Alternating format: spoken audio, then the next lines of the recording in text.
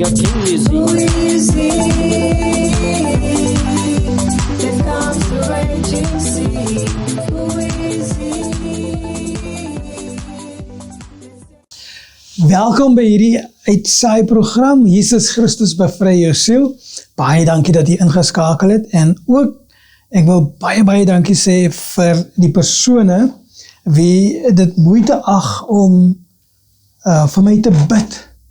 Ek het nou die dag, het ek 'n bietjie gesit en gesels met iemand, en ek kon nou in die tyd toe ek nog voltyds in bediening was, as 'n pastoor, was ek verseker van gebedsonderskraging, dat daar mense was wie dit hulle plig of hulle moeite gemaak het om in voorbidding vir my te bid. En ek wil sê, I do not take that for granted.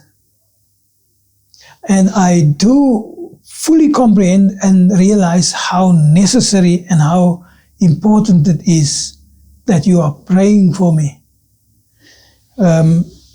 Because I've now left full-time ministry and I'm entering into semi-retirement, I must make up my mind how and what I want to still do. This is one of the ways in which I still serve the Lord, which is to come to the Grace recording studios and to prepare messages, om boodskappe so voor te berei, soos ek nou in my verbeelding en gedagtes, in my gevoelens, kan bepaal dat dit is wat die Here met die mensdom wil praat. En vir my is dit baie belangrik om te weet dat iemand bid. Iemand bid vir my. Ek wil regtig nie in 'n toestand verkeer waar my verdedigingsstelsel afvallig geraak het nie. Dat my skuld nie reg staan nie. Dat die spies en die pyle vuur van die vyande deurkom. Ek wil nie in die toestand beland nie. En daar stye wanneer ek kan voel, dit lyk my ek kom 'n bietjie onder aanval hierso. Ek het nou vir rukkie gesukkel met my gesondheid, wat begin dit met 'n soort van 'n griep of 'n koue, het nou 'n bietjie uitgestrek na iets anders toe, en ek wil met my mond bely wat die woord van die Here sê. Let the weak say, I am strong. Let the poor say, I am rich. Let the sick say, I am healed. Let the bound say, I am free. En hierdie is goed wat ons verklaar, dis geloofsverklaringe wat ons maak, en ons doen dit in geloof, deur geloof, met geloof, in die vertroue dat die onsgesiene, verborge gedeelte van hierdie werk deur God deurgevoer word, deur die engele deurgevoer word. So ja, baie dankie vir u ondersteuning en gebed, en hou aan om te bid as jy voel, die Here sê, bid vir die man, bid vir hom nou, bid vir hom in hierdie rigting, bid vir hom vir voorsiening of vir genesing of wat ook al. Doen dit, en ek sal ewig in die skuld wees daarvoor. Ons bid saam. Vader, ons dankie vir hierdie dag en die voorreg van die geleentheid om rondom die woord met mekaar te verkeer, om te kyk en sien en hoor wat die Here sê. Help ons, Here, om geopende oë en ore te hê en ontvanklike harte. Geef ons verstand met God en leer ons hoe om in geregtigheid onsself uit te oefen. Dankie Vader, in Jesus naam bid ek nou, amen en amen. Nou, as daar nou 'n persoon is met wie ek baie gefascineerd kom word het, met die verloop van tyd en geleentheid om te studeer, is dit die persoon van Henoch. Henoch is die 7de van Adam af. 'n baie buitengewone man. Daar word van hom gepraat in die boek van Hebreërs, en ek sal dit vir ons lees, in Hebreërs 11, ons gaan lees vers 5, En dan gaan ons ook in die boek van Genesis ietsie opsoek rondom Henoch se lewe.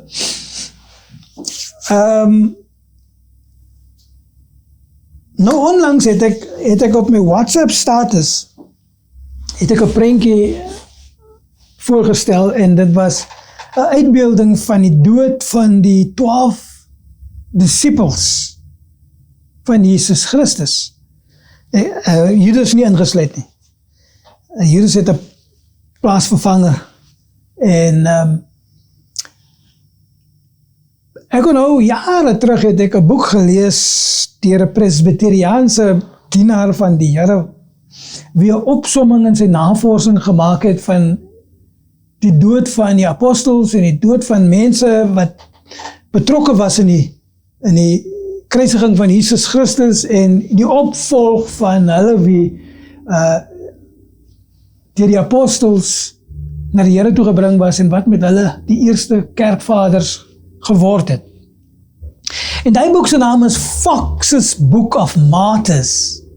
Fox soos in 'n vos en die boek van die martelaars.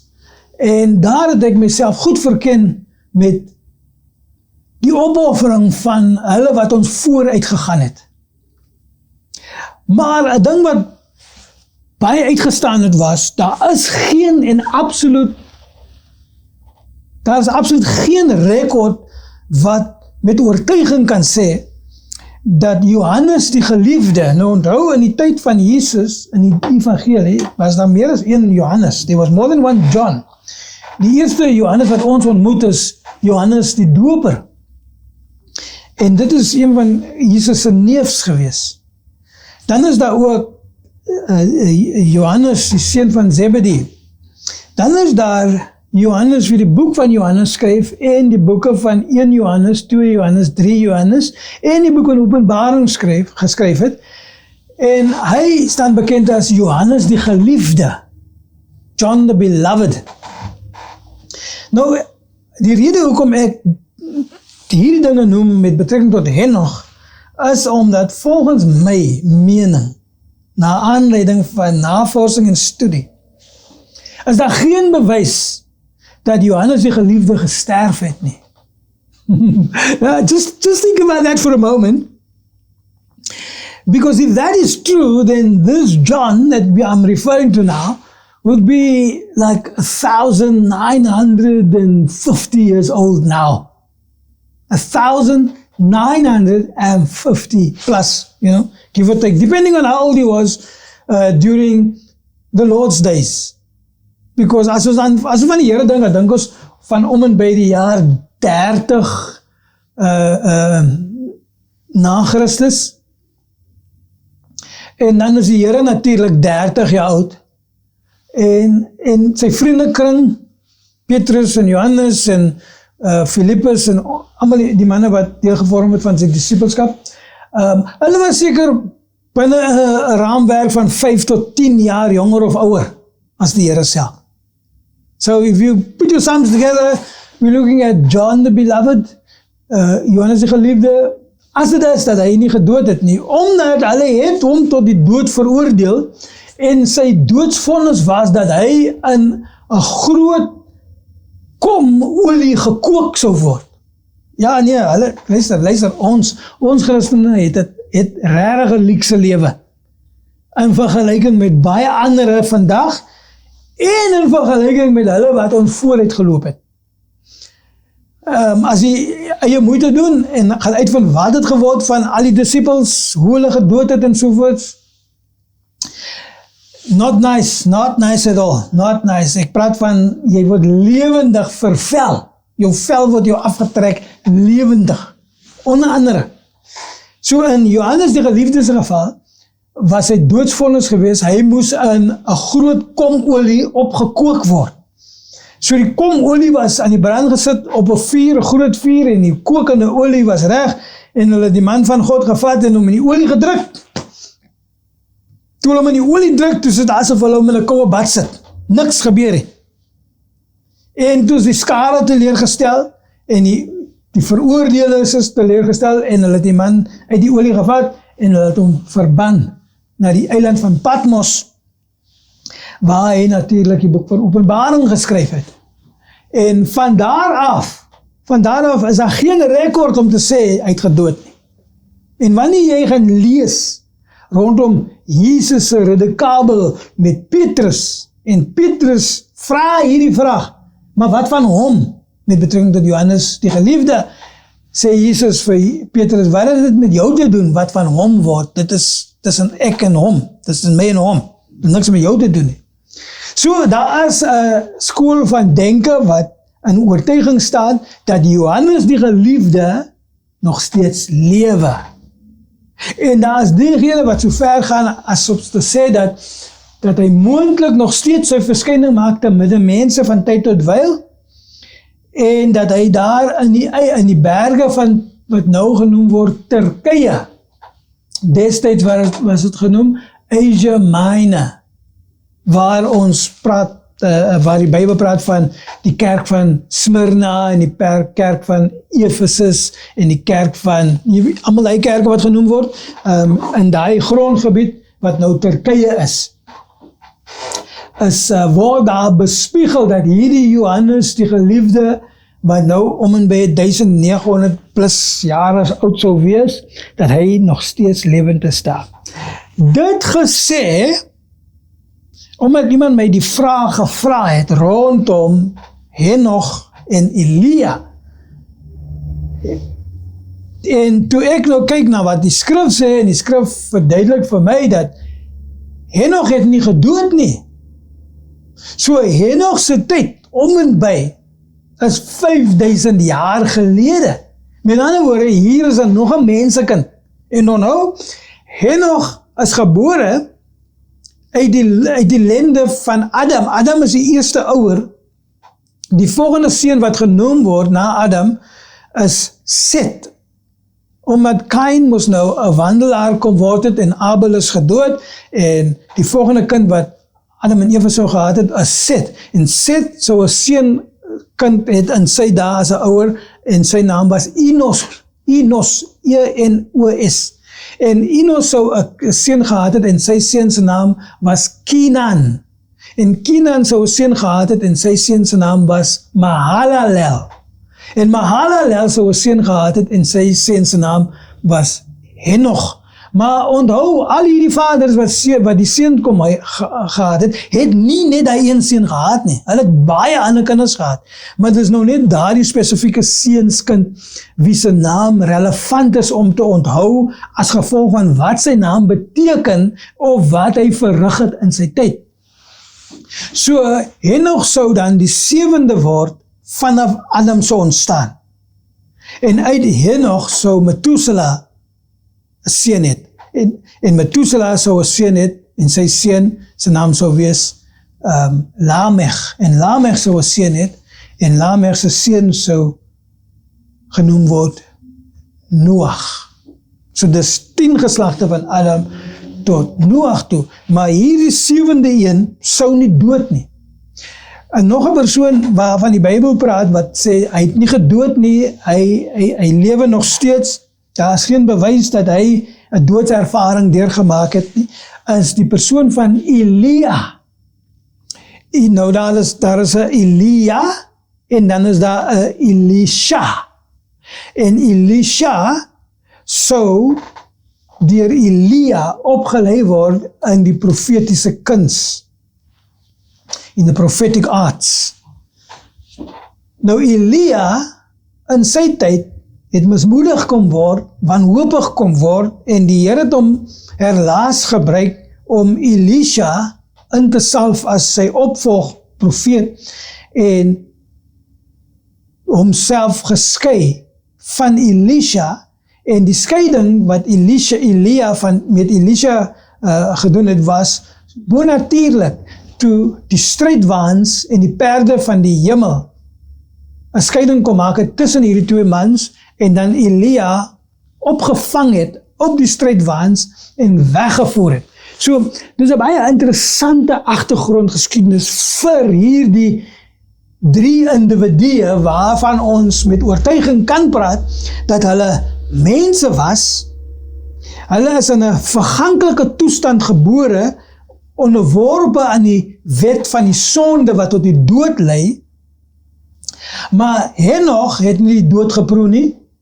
Elia, wat nou om en by seker net so oor die 3000 jaar sou gewees het, hy sal omtrent oor die 3000 jaar oud gewees het, hy het nie die dood geproe nie, en natuurlik hierdie gedagtes rondom Johannes die Geliefde, dat hy het ook nie die dood geproe nie.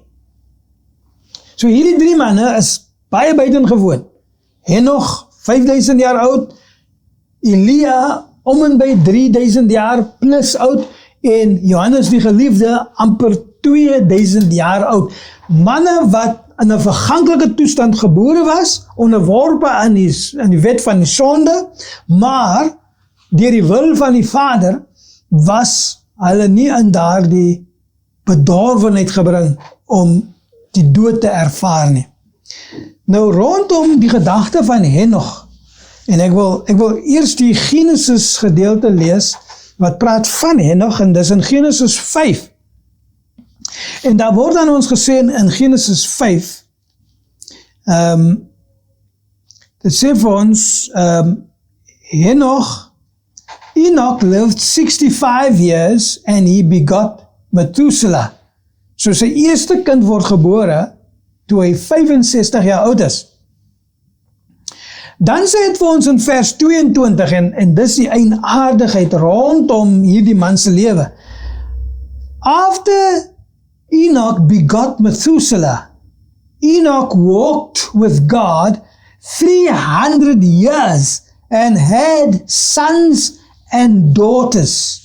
All the days of Enoch were 365 years. All the days of Enoch were 365. Verse 24, and Enoch walked with God, and he was not, for God took him. Methuselah lived 100 en, Methuselah se geskiedenis. Ek wil net daardie gedeelte in opsomming oordra. Nou wil ek die Hebreëse weergawe van Henoch se lewe lees, en dit sê vir ons in Hebreërs 11 vers 5, deur die geloof is Henoch weggeneem om die dood nie te sien nie. En hy is nie gevind nie, omdat God hom weggeneem het. Want voor sy wegneming het hy 'n getuienis ontvang dat hy God behaag het. He received this witness and testimony that he pleased God. So let me read that same verses to you in English. By faith Enoch was taken away so that he did not see death, and was not found, because God had taken him. For before he was taken, he had this testimony that he pleased God. Right. So daar het ons dit. So eienaardig, snaaks, buitengewoon, hoe natuurlik soos dit klink. Henoch, wie gebore was, 'n babatjie, gespeen was op die bors, jong seentjie, opgegroei, tiener, jong volwassene met die verloop van tyd. By die ouderdom 65 is hy 'n getroude man, en hy het sy eerste kind, sy seun se naam wat hy eerste gehad het is Methuselah. Hy sou ook dan nog steeds baie ander dogters en seuns het. Hierdie Henoch. Maar nou, Adam is die eerste mens, en vanaf die tyd van die sondeval is die mens wat in hom opgesom is in sy lende, net soos hy 'n sondige mens, onderworpe aan verganklikheid, mortality. Maar hier vind ons 7 geslagte later is 'n Henoch persoon. En hier Henoch sou, soos die Bybel aan ons beskryf, met God wandel. Nou dit is iets wat ons onsself moet vra. Wat beteken dit om met God te wandel? Hoe verskillend is dit van hoe ons nou die Here dien? As ons die Here dien moet aan ander verduidelik, dan wil ek amper voorstel, dit gaan klink soos, ek loop kerk op 'n Sondag, ek gaan ook kerkdiens Sondagaande, ek gaan bid hier toe, ek lees my Bybel, ek bid van tyd tot wyl, ek werk, ek doen wat nodig is om iets te verdien, maar behalwe dit, ek loof en aanbid die Here. Dit is min of meer hoe ons het sal verduidelik vir onsself en vir ander, wanneer die vraag opkom, wat beteken dit wanneer daar gesê word, hy het met God gewandel. Want die nagevolge van die manier wat hy met God gewandel het gelei tot 'n punt waar die Bybel ons sê, God het hom weggeneem. So met ander woorde, op die ouderdom 65 word hy 'n pa, maar hy sou nog 300 jaar te midde mense rond beweeg om alles volgens die normale siklus van 'n mens se handhaaf en handhandeling, sou hy dan vir 300 jaar verder sou hy dit nog doen. En dan op die ouderdom van 365 sê hierdie skrif vir ons, het God gekom en vir hom weggevat. En die man is uit die aarde uit verwyder. Nou ons weet wat dit vat om in die aarde 'n lewensstryd te voer. To live and to survive in the earth takes a particular kind of effort. So how do you live and how do you continue when you're not in the earth? Because in the earth is your food, in the earth is your drink, in the earth is your rest, in the earth is your breathing. En hy word gevat na 'n plek in die buitenste ruimte wat ons in teologiese taal van praat as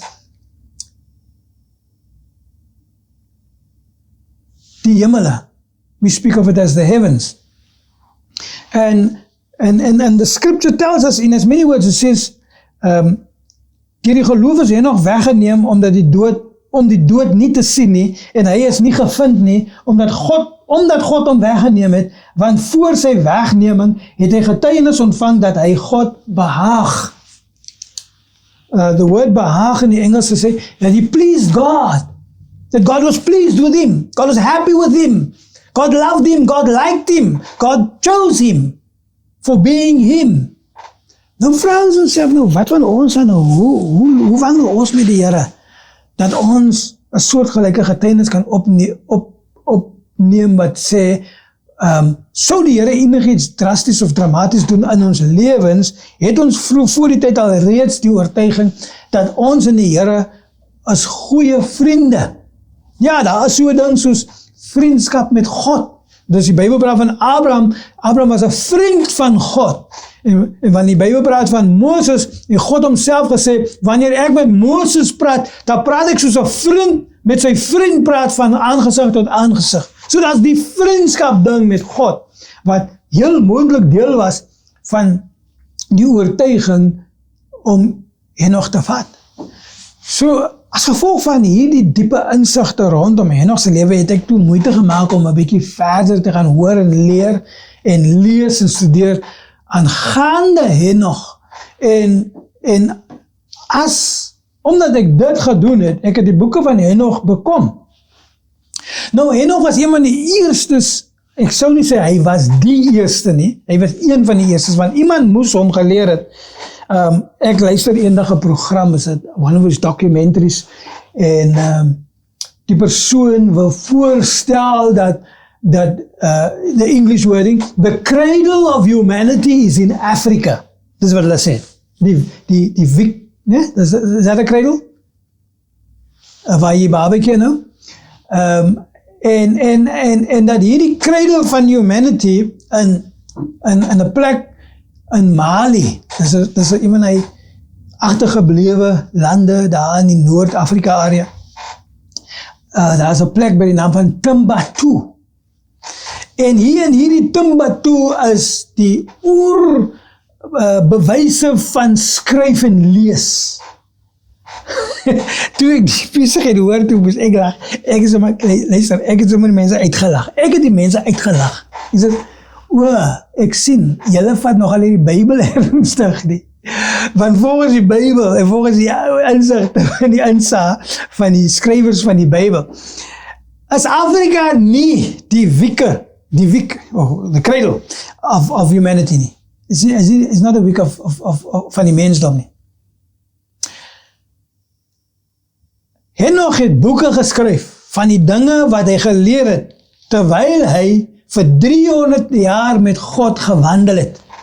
Hy het baie boeke gelees, baie boeke geskryf, hy het baie insigte gehad, hy het wyshede en verborgenhede was aan hom geopenbaar, soos dit oorspronklik deur God bedoel was, met God se kommunikasie met Adam, die eerste mens, wie God 'n aanstelling van gemaak het oor die ganse wêreld en die hele aarde, maar hy het sy aanstelling verkwansel en gewissel met die Satan. Maar in Henoch sien God kans om vir 'n oomblik in tyd hy diepe vertroue te hê in kommunikasie, en as gevolg van dit kon Henoch dinge weet en verstaan en voorspel, omdat God dit in hom die voorreg toegeëien het om hom in die toekoms te vat en in die verlede te laat inloer, sodat hy 'n mooi algehele afgeronde idee kon hê van wat die waarheid is rondom die mensdom.